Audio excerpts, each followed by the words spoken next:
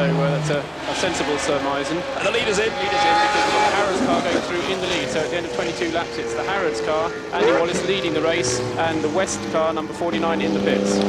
So Andy Wallace leading Le Mans for the first time since 1988. And there goes the course car.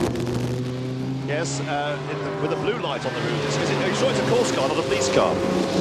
He's got an amber light on the roof, got a blue light on the roof, which... He's taken quite a catastrophic wrong turn if it's a police car.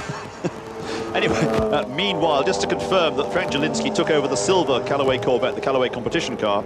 So Frank Jelinski then at the wheel of number 73, which was started by Enrico Battaglia. And we have the... now we have an emergency vehicle out on the circuit, which suggests that that's got nothing to do... Oh, we've got all kinds of vehicles out on the circuit. We have the sapeur-pompier vehicle also out, so the safety car is out. The safety car is out on the circuit and is lining up the cars behind it. So the race now being run for the first time this year under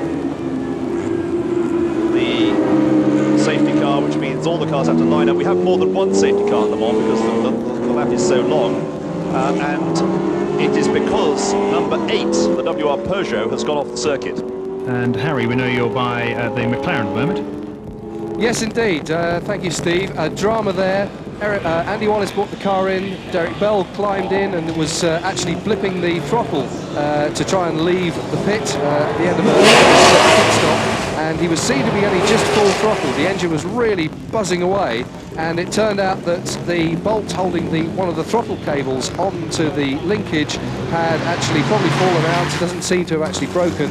So there's a fair amount of frantic activity here at the moment, trying to bolt. There are two throttle cables, so they've both got to be changed so they work in unison, and we're losing time here rapidly. It's practically perfect timing. If you have to have a problem of this nature, normally being in the pits for this number of for this time would mean losing a lot of laps. I can't believe that Frank Legault's going to be fit for anything if he gets that car back to the pits, because the poor chap is going to be absolutely shattered. So we've got number 49, the West McLaren, in the lead. Ian, just to bring you up to date, Porsche number 79, the 911, waiting at the exit to the pit lane and being pushed back from there now. That's just been brought in by Enzo Calderari and taken over by Lillian Brinner, or Brunner, I'm still not sure. Brinner, we decided. Very attractive, though. Yes, we decided it was Brinner, as in Yule. I've got Andy Wallace in the pit here. If we're a bit crackly, do tell us and we'll try and move outside. Andy, that was a hell of a stint. Oh, it was a very long one too. I can feel the heat coming off him from here. It's amazing. Yeah, it was very tricky conditions because I stayed up for a long time, too long in fact, but I kept thinking together with my pit crew that it may well dry up again, so we stayed on slicks for a while, lost a little bit of time. Then when we went on to wets, the rain really started to come down hard. And then places like the straight, which you would normally say, well, okay, at least the straight is flat.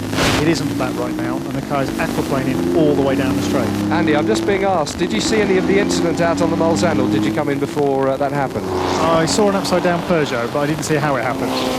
What we subsequently saw, of course, was the Peugeot, the WR Peugeot, the right way up again on its wheels. And in fact, through the murk, you can see, is it the same picture you're getting on the main screen, big screen? Yes, we can see the murk of the WR Peugeot, which is back on its four wheels on the end of the Mulsanne Straight. And clear that car out of the race. We've got cars coming, though, into the pits meanwhile, one of them the Nissan Skylines. And the effect that this is having on the race positions, in fact, they haven't been updated on our screen, but what inevitably has happened is that the Mario Andretti Porsche Courage Porsche number 13 has come up into second place, because it's now put at least, I think, 2 laps on the Harrods McLaren, which I'm afraid is still being worked on in the pits. Yes, that's certainly dropped out of the top 4. At the moment, I think he's in 5th place, and he looks like he's ready to go. So Derek looks like he's about to go. There's certainly, yes, off he goes. So Derek Bell back in the race, but having lost certainly 3, possibly 4 laps. It was only 3